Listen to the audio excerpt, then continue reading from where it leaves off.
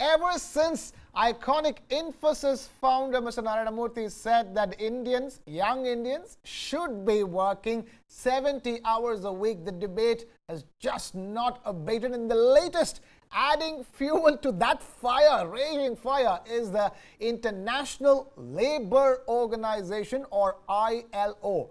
What has the ILO said? The ILO said that 70 hours a week is absolute nonsense. Your average work week cannot be more than 40 hours a week, isn't it, Kartik? Yeah, so it started with 48 hours a week, reduced to 40 hours a week. And I think, we've spoken enough. Let the numbers do the talking. Yes. And if we can pull up those bar graphs, we will see that the developed nations are actually just shy of even 40 hours. Yeah, let's do that. The US being the highest when it comes to developed nations, putting in 40 hours a week. And a country like Australia putting in as little as 29 hours a week. Let's look at the emerging markets, right? I think everybody's going to say, why do you talk about the developed nations? Developed nations have put in, slogged those extra number of hours, and hence they've become developed. We are still 25 years away from becoming a developed nation. Let's look at BRICS. India is the highest, even among the emerging economies, the BRICS nations. More than even Brazil. Even China is about an hour a Indians week. beat China in working hours, and we need to work more. There's something chronically wrong over here. Yeah, I mean, Brazil, Russia averaging under 40 hours a week. China at about 46, still 1.5 hours a week, lesser than India. South Africa, this makes Indian bosses look like slave drivers. And then all those bosses and founders and CEOs are now backing Narayana Murthy, saying that, sir, you are absolutely right. Heck, look at these numbers, all CEOs out there. And let's compare it with developed nations also. Let's look at Australia. Australia has 29 hours a week, going all the way up to US at 40 hours a week. We work more than everybody. Norway, Germany, Switzerland, 34, 35 hours a week. We work more than Kazakhstan. Krishna, you want to migrate there? I would go to Kazakhstan. That's a 31-hour work week over there. Why are, Kartik, explain this to me. Why are these Indian senior professionals, people who are in the so-called C-suite, obsessed with this whole, how dare you question Narayana Murthy? Nobody is taking away Mr. Narayana Murthy's achievements, and so many Indians have jobs because of Infosys. This is not a personal tirade against Mr. Narayana Murthy.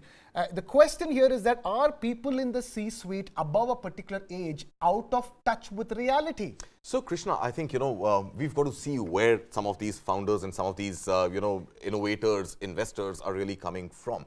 I think if you look at Mr. Narayana Murthy, who's 77, and may God bless him with a long life, I think what he's done for nation building, what he's done for India, cannot be questioned ever. No doubt about it. But when he was building Infosys, as the founder of Infosys, obviously he had to work much harder than all the people he employed. And not just him, I think all the 7 founders, the 7 jokers as he refers to, who founded Infosys, I think all of them had to put in their hours, their long working hours, because that was the need to build an organization. So is the case with startup founders. When you're on a mission, when you're on a drive, when you really want to create something, you don't look at the clock. You put in those extra hours. I think the debate really is, can you compare founders, CEOs, entrepreneurs with people they employ?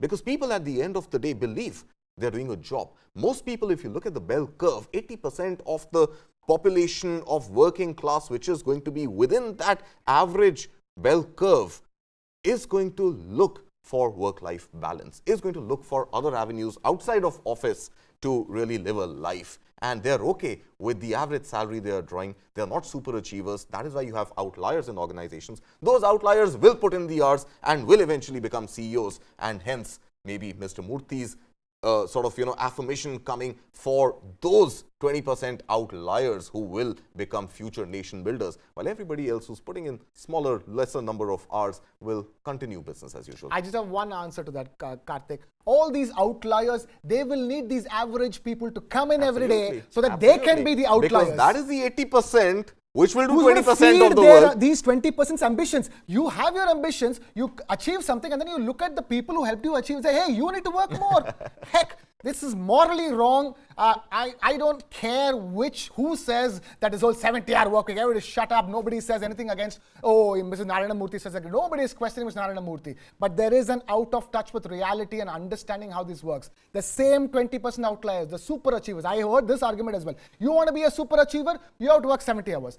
It is not just me working 70 hours a week. There's a bunch of people coming out there, putting in their shifts so that I can work 70 hours a week and be that super achiever. Just in Mr. Murthy's defense, he wants the entire working population to become super achievers, put in those hours, become that's- future leaders, That's and never help going to the happen, nation grow. Kartik. It's illogical to my mind. It's completely illogical. Everybody can't be a super achiever. Everybody doesn't want to be a super achiever. Some people just want to live life, and we should let them be.